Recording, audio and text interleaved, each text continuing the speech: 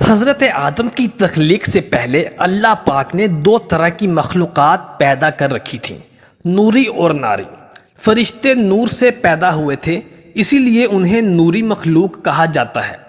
فرشتے شادی نہیں کرتے اور نہ ہی ان کی نسل بڑھتی ہے، جبکہ ناری وہ مخلوق تھی جسے اللہ پاک نے آگ سے پیدا کیا، جنہیں ہم جنات کے نام سے جانتے ہیں۔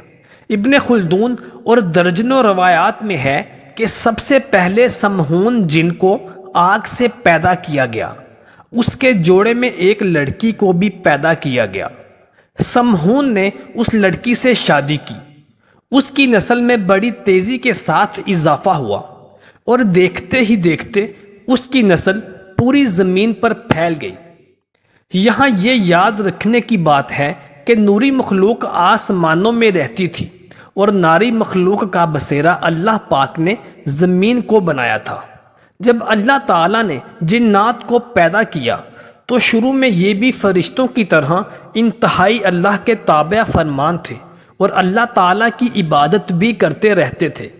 پھر وقت کے ساتھ ساتھ ان میں سرکشی غالب آنے لگی، اسی وجہ سے یہ مخلوق اللہ تعالیٰ کی نافرمان مخلوق بن گئی۔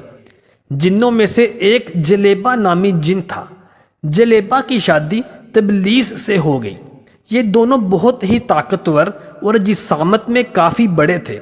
جلیبہ کی شکل ببر شیر سے ملتی تھی اور اس کی بیوی تبلیس کی شکل بھیڑیے جیسی تھی۔ ان میاں بیوی سے بڑے بڑے خوفناک جن بھی ڈرتے تھے۔ جلیبہ اور تبلیس کو ایک لڑکا پیدا ہوا جس کا نام انہوں نے عزازیل رکھا۔ یہ لڑکا بھی اپنے والدین کی طرح بہت طاقتور تھا۔ حضرت آدم علیہ السلام کی تخلیق سے تقریباً 50,000 سال پہلے زمین پر جنوں کا ہی عروج تھا۔ انہوں نے ہر طرف تباہی مچانا شروع کر دی۔ فساد، دنگا، لڑائی جھگڑا، سرکشی میں یہ اللہ تعالیٰ کے نافرمان بن گئے۔ ایک دن اللہ تعالیٰ نے اپنے فرشتوں کو حکم دیا کہ زمین پر جاؤ اور ناری مخلوق کو میرا حکم دو، اگر وہ نہ مانے تو ان سے جنگ کرو۔ فرشتوں نے جنوں کو اللہ تعالیٰ کا حکم دیا ہوا سنایا کہ زمین پر فساد نہ پھیلاؤ، تو ناری مخلوقات یعنی جنوں نے فرشتوں کی بات ماننے سے انکار کر دیا۔ فرشتوں نے اللہ تعالیٰ کے حکم کی تعمیل کی اور اس طرح نوری اور ناری مخلوق کے درمیان بہت بڑی جنگ ہوئی۔ اس جنگ میں فرشتوں نے بڑے بڑے جنوں کو ہلاک کیا، جن میں عزازیل کے والدین یعنی جلیبہ اور تبلیس بھی ہلاک ہو گئے۔ جو بچ گئے تھے ان کو قید کر لیا گیا۔ ان قیدیوں میں عزازیل بھی موجود تھا۔ اللہ تعالیٰ نے حکم دیا کہ عزازیل کی بہترین پرورش کی جائے۔ فرشتوں نے عزازیل کی بہترین پرورش کی، اس کو عبادت کرنے کے بہترین طریقوں سے روشناس کیا، جس کی وجہ سے عزازیل فرشتوں کا بہت بڑا عالم بن گیا۔ اس کے پاس بے شمار علم ہو گیا۔ یہ ہر وقت اللہ تعالیٰ کی عبادت میں مشغول رہنے لگا۔ اللہ تعالیٰ ہر وقت اس کی عبادت کرنے کو پسند کرتا تھا، اسی وجہ سے اللہ تعالیٰ نے اس کو فرشتوں کا معلم یعنی استاد مقرر کر دیا۔ عزازیل فرشتوں کو خطاب اور درس دیا کرتا تھا۔ حضرت سیدنا کعب بن اخبار رضی اللہ تعالیٰ عنہ فرماتے ہیں کہ عزازیل 40,000 سال تک جنت کا خزانچی رہا، 80,000 سال تک فرشتوں کے ساتھ رہا، 20,000 سال تک وہ فرشتوں کو تعلیم و تربیت دیتا رہا، یعنی ان کا استاد رہا۔ اس کا مقام اللہ تعالیٰ کی بارگاہ میں بہت وسیع ہو گیا۔ حضرت جبرائیل، حضرت میکائیل، حضرت اسرافیل علیہ السلام بھی عزازیل کے ہی شاگردوں میں شامل ہو گئے۔ اللہ تعالیٰ ہر چیز پر قادر ہے، اس کو ہر چیز کے بارے میں علم ہے کہ یہ بندہ کیا کرنے والا ہے، کیا بنے گا۔ اللہ تعالیٰ کو علم تھا کہ ایک دن عزازیل میرا نافرمان بندہ بن جائے گا۔ چنانچہ ایک دن عزازیل کا گزر لوح محفوظ کے قریب سے ہوا تو اس نے وہاں یہ لکھا ہوا دیکھا کہ میں شیطان مردود سے پناہ مانگتا ہوں۔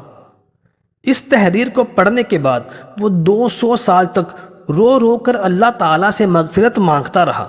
ایک دن اس نے اللہ تبارک و تعالیٰ کی بارگاہ میں حاضر ہو کر کہا، اے اللہ، یہ شیطان مردود کون ہے جس سے پناہ مانگی جا رہی ہے؟ اللہ تعالیٰ نے فرمایا کہ ایک بندہ ہے جس کو میں اپنی ہر نعمت سے نوازوں گا، اور وہ ایک دن میری نافرمانی پر اتر آئے گا اور وہ شیطان مردود بن جائے گا۔ عزازیل نے پوچھا، اے میرے پروردگار، وہ بندہ کون ہے؟ اللہ سبحانہ و تعالیٰ نے فرمایا کہ تم بہت ہی جلد شیطان مردود کو دیکھ لو گے۔ اس کے بعد عزازیل کئی صدیوں تک اللہ تعالیٰ کی عبادت کرتا رہا۔ اللہ تعالیٰ نے اپنے سب فرشتوں کو اکٹھا کیا اور فرمایا کہ میں اپنا ایک بندہ، ایک نائب زمین پر پیدا کرنے والا ہوں۔ فرشتوں نے جواب دیا، یا باری تعالیٰ، وہ تیرا بندہ، تیرا نائب زمین پر جا کر فساد کرے گا۔ اللہ تعالیٰ نے فرمایا کہ تم لوگ وہ نہیں جانتے جو میں جانتا ہوں۔ اللہ تبارک و تعالیٰ نے زمین کے ہر حصے سے مٹی منگوائی، جس سے حضرت سیدنا آدم علیہ السلام کا پتلا پیدا کیا۔ اللہ تعالیٰ نے آدم علیہ السلام کے پتلے کو 40,000 سال تک ویسے ہی رکھا، اس میں جان نہیں ڈالی۔ جب بھی فرشتوں کو حضرت آدم علیہ السلام کے پتلے کے پاس سے گزر ہوتا تو وہ حیران ہو جاتے۔ جب عزازیل شیطان حضرت آدم علیہ السلام کے پتلے کے پاس سے گزرتا تو وہ حضرت آدم علیہ السلام کے پتلے کو غصے اور نفرت اور تکبر سے دیکھا کرتا تھا۔ وہ ان کے پتلے سے گزرتے ہوئے حضرت آدم علیہ السلام کے پتلے کو طرح طرح کی اذیتیں دیتا۔